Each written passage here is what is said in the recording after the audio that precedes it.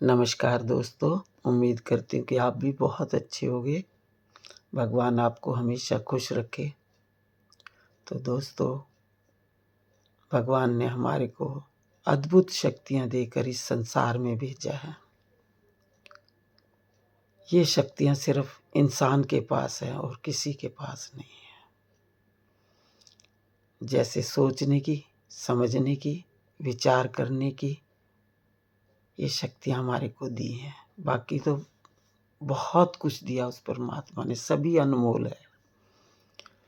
लेकिन दोस्तों, इन सोचने और समझने की और विचार करने की शक्ति जिनकी अच्छी है और जो सही दिशा में इस शक्ति को लगाते हैं तो वो बहुत ऊंचाइयों तक जाते हैं और संसार में अपना नाम कमा जाते हैं। उनका दुनिया में नाम हो जाता है। लेकिन कुछ लोग इन शक्तियों का सही इस्तेमाल नहीं कर पाते हैं। उनकी सोच सही दिशा में नहीं होती। सोच अगर सही दिशा में नहीं है तो समझ भी नहीं आ सकती, और समझ नहीं पाएंगे तो दोस्तों उसका विचार भी सही नहीं बन पाएगा। इसलिए कहते हैं कि कई बार इंसान इतना सोचता है जिसका कोई अर्थ ही नहीं होता कुछ चीज़ों का, तो और वो इतना लंबी सोच में निकल जाता है कि वहाँ से उसका वापस आना बड़ा मुश्किल हो जाता है।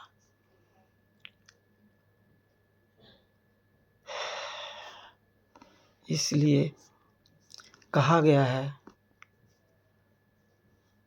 कि इंसान को अपनी सोच, समझ और विचारों को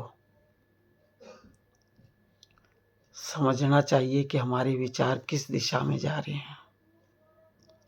अगर हमारे विचार गलत दिशा में जा रहे हैं तो हमें उनको अपनी ही समझ से, अपने ही विचारों से उसे वापस सही जगह लाना चाहिए।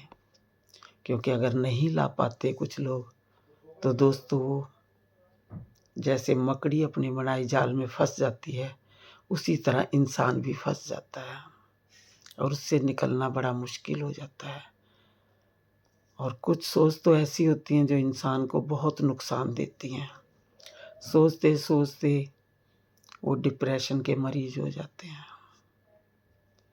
इसलिए दोस्तों, जहाँ सोच आपको दुखी करने लग जाए, परेशान करने लग जाए, जो विचार आपके गलत जाने लग जाएं, तो दोस्तों उनको अपने समझ से उन्हें वापस मोड़ें और सही दिशा में ले जाएं।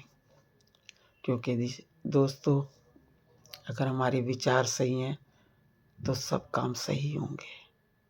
बाकी व्यर्थ की सोच करने से कुछ नहीं होगा सिवाय अपने को तकलीफ देना, अपना स्वास्थ्य खराब करना। ये सब बीमारियां हमें मिल जाएंगी, डिप्रेशन तक मिल जाता है। क्योंकि दोस्तों, ये हमारी आंखों देखा हमारा अपना तजुर्बा है।